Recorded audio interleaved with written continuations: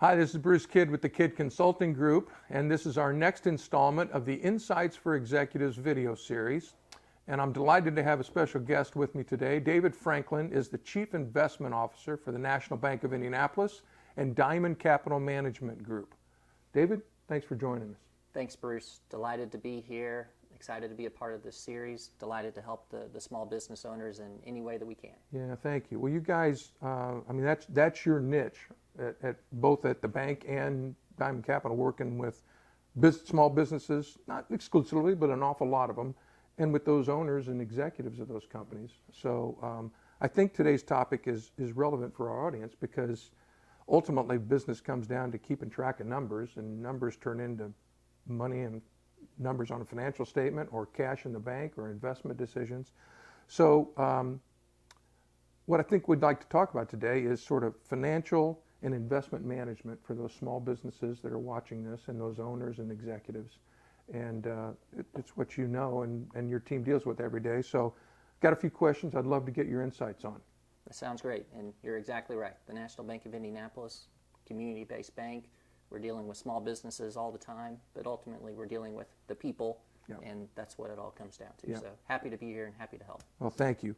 So I'm on the board of a private company here that received some PPP money. I know several friends that own or run companies that also received that money. And some of them, it was important for them to have it as, safety cushion, if you will, during difficult times during the pandemic. But I'm finding that some of those companies still have some of that cash left. Mm-hmm. What do you think they should be thinking about doing if they've got that excess PPP money right now? Mm-hmm. Well, you're exactly right, Bruce. There's still a lot of money sloshing around in the financial system. A lot of that's still from the fiscal stimulus policies from the PPP program. Yeah. And a lot of businesses have elected to keep that just on their balance sheet and in cash. They've grown used to that financial cushion, and it's not a bad thing. It's always good to have that excess liquidity when you need it. And who knows what the future holds, but we know a recession will come eventually, if not here in the not too distant future. So from my perspective, the best advice I could give to business owners is leverage this opportunity if you are flush with liquidity to work with your bank and get a line of credit in place. It's great to have that safety valve in place when times are good as opposed to when you're in distress and are needing that help and access to capital. Yeah. So that's kind of first and foremost is to get some sort of line of credit in place or to review what that line of credit is with your banker. The second, and probably more in tune with my avenue, is there are some pretty good investment options now for those PPP funds. And you can thank the Federal Reserve or not thank the Federal Reserve for this, but the reason it's attractive right now is they have raised rates considerably as 2022 has gone on. Mm-hmm. And we've seen a lot of interest and a lot of demand to invest some of those proceeds in a very safe short-term government bond portfolio. Yeah. And not overly exciting. It's very risk controlled, but you can ladder treasuries and get a rate of return well in excess of 3% now. So that's something that's very attractive for some small business owners to maintain that liquidity, get a little bit of extra yield, and really get the best of both worlds. And then conversely, ultimately it is about having a plan, and if you have the excess liquidity and the risk tolerance, it could be an opportune time to take advantage of other investment opportunities. Yeah. And that's just about having a plan and putting that in place. Yeah, perfect. So business owners, their biggest personal asset is that business in all likelihood. And business and personal sort of get meshed together for owners of businesses, and that's the foundation of our economy, these small privately held companies. What kind of common mistakes have you and your team seen these business owners make from an investment standpoint when they own a business? Mm-hmm. The most common mistake that I see is just a lack of a plan, and it's just as you described. A big portion of a business owner's time is 100% focused on their business, and they have a great plan for their business. And oftentimes neglected perhaps are some other areas that could leverage a plan of some sort to enhance that other aspect of their life. Yeah. As you mentioned, intertwined personal and business. On the personal side, it could be having an estate plan in place so that they make sure that things are taken care of down the road. It could just be on the business side, having a buy-sell agreement in place with their business owners. So it's similar to the personal side. It's almost the will for the business side of things. But that's the biggest mistake that I see is just a lack of a plan. Yeah. And oftentimes it's the journey, and that first step is often the hardest. But getting a plan in place so that you can have a roadmap for not only your business but also your personal life is always very important. Yeah. You know, the other common pitfall that I see is just the classic. We're all human. It's very emotional. The classic, as things get bad, you panic and you hit the sell button. So some of it is understanding what that plan is and having a long-term discipline to understand the ups and downs, having the financial wherewithal to when things do get tough, to be aggressive when everyone else is fearful, and then conversely, knowing yourself. Everyone is more risk tolerant when things are going well, and everyone is less tolerant for risk when things get rocky. So I think some of this is just a little bit of introspection of yourself and understanding what your plan is and setting that plan in calm times and understanding that ups and downs happen, recessions will occur, and this is an opportune time to assess, okay, is this truly where I am and where I want to be going? Yeah. Seems to me that, building a small business is much more like a marathon than a sprint. Sprint, you're all out, it's going to be a short window of time that you're competing. Marathon, you have different strategies. You're running 26 miles. You can't run all out, and you also can't run too slow at the beginning. So there's a pacing, and there's a pacing with building a business too.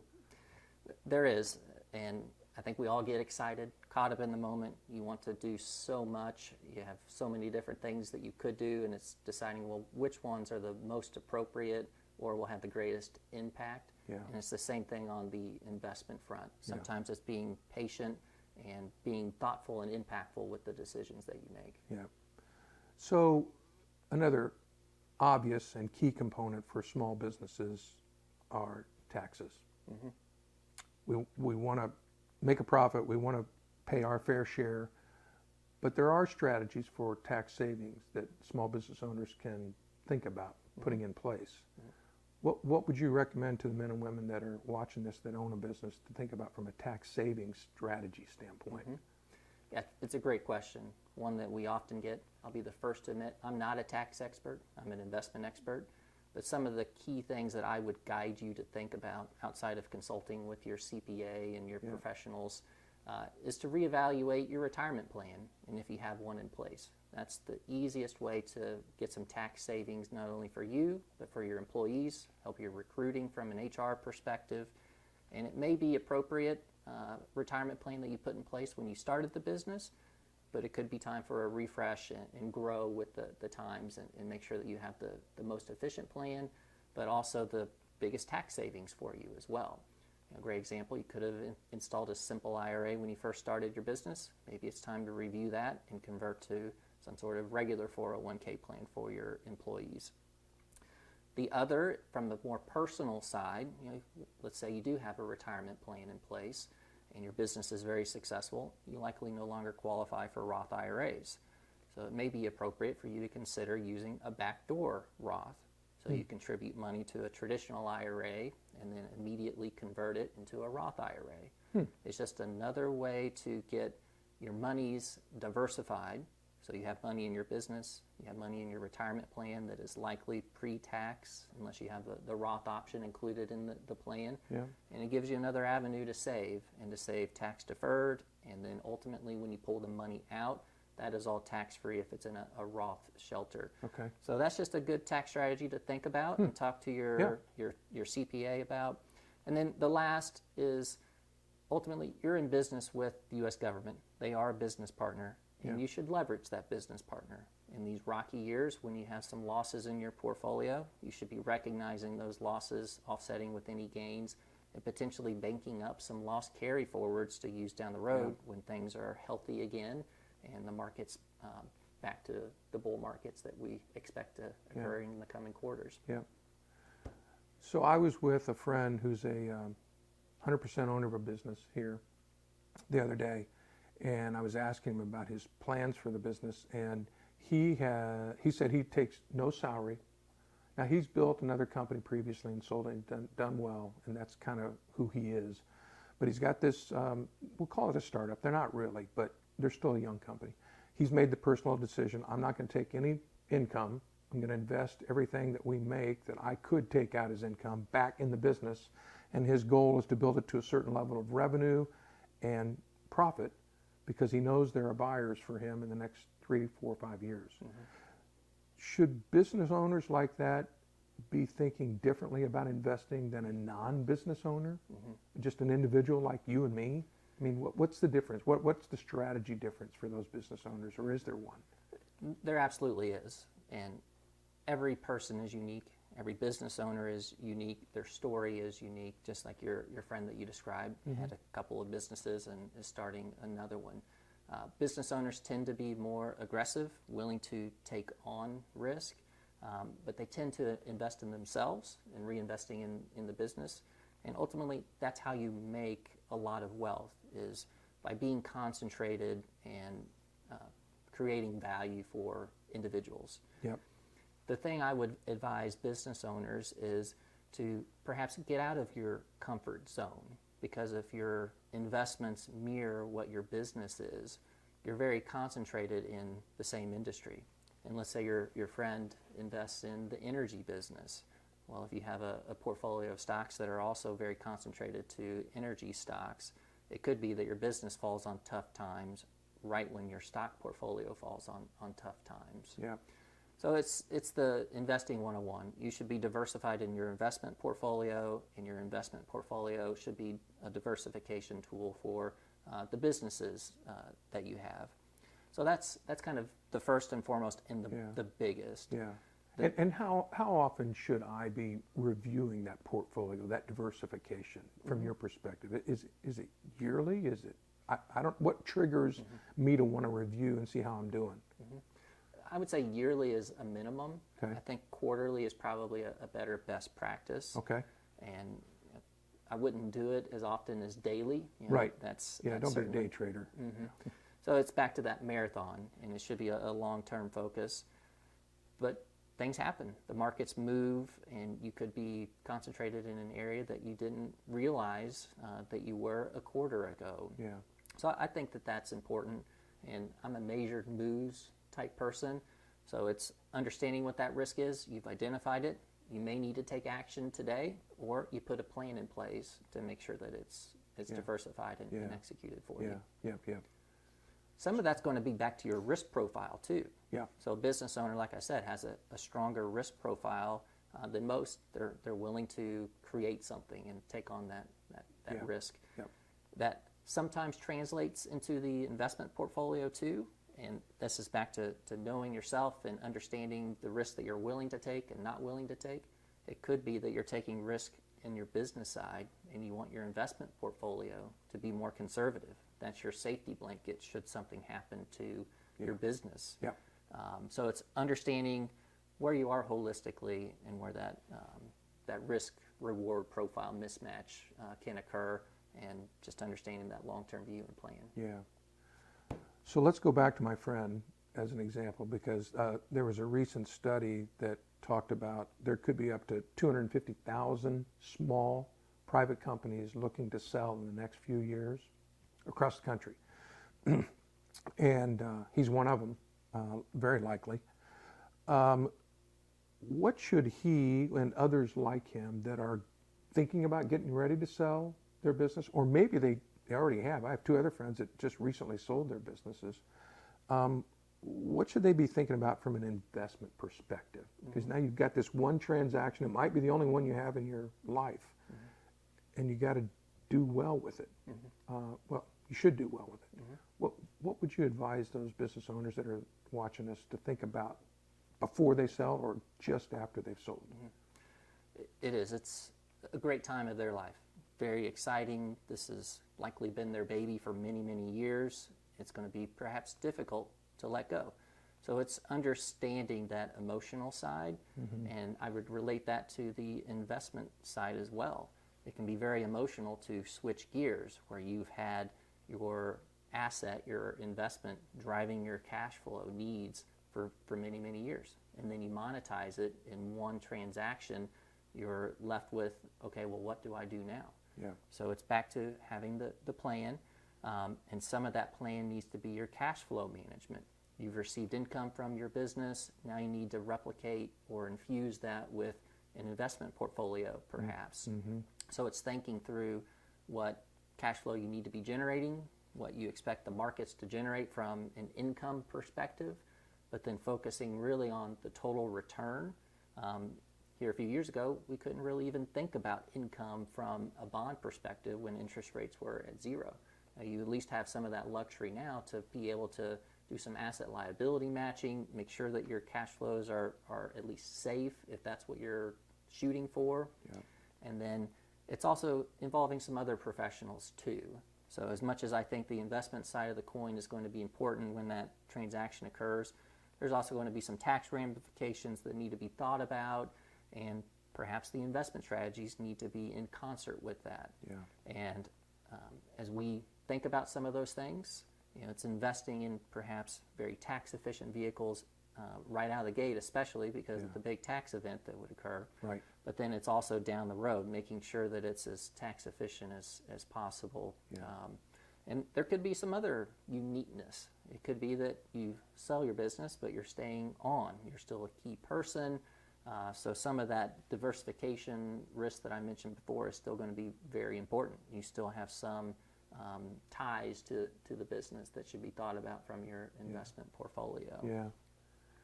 And I'm assuming that the investment strategies for a man or woman who sold their business at 45 years old is different than for one that sold it at 70 years old. Mm-hmm. So time horizon is key.